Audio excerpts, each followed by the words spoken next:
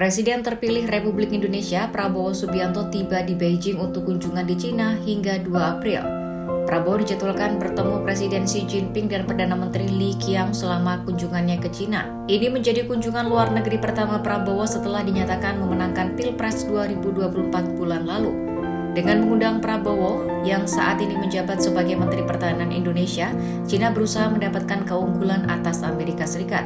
Dikutip dari Radio Free Asia, para analis mengatakan Cina menjadi negara pertama yang mendekati pemimpin masa depan negara dengan perekonomian terbesar di Asia Tenggara.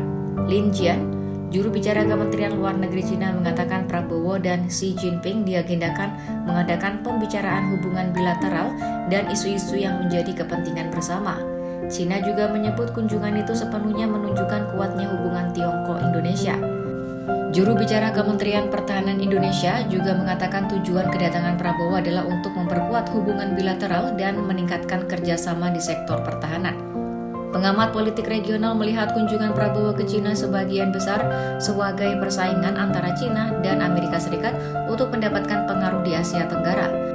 Dikutip dari Benar News, analis menenggarai Indonesia dan Cina semakin dekat selama hampir 1 dekade kepemimpinan Presiden Joko Widodo.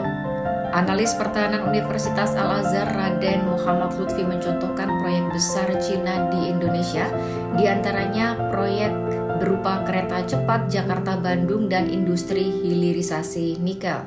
Raden menduga alasan lain Cina mengundang Prabowo karena Beijing ingin memastikan bahwa di bawah kepemimpinan Prabowo, Indonesia tidak mendekatkan diri ke Amerika Serikat dan Barat. Namun Raden tidak setuju soal waktu kunjungan Prabowo ke Cina. Ia menilai kunjungan Prabowo ke Tiongkok terlalu dini. Raden mengatakan sebaiknya kunjungan Prabowo ke Cina menunggu sampai dilantik baru berkunjung ke luar negeri. Kunjungan ke luar negeri yang dilakukan Presiden Indonesia yang baru dilantik sebaiknya terlebih dahulu ke negara tetangga anggota ASEAN seperti Malaysia, mengingat kepentingan Indonesia di ASEAN jauh lebih besar dibandingkan negara lain.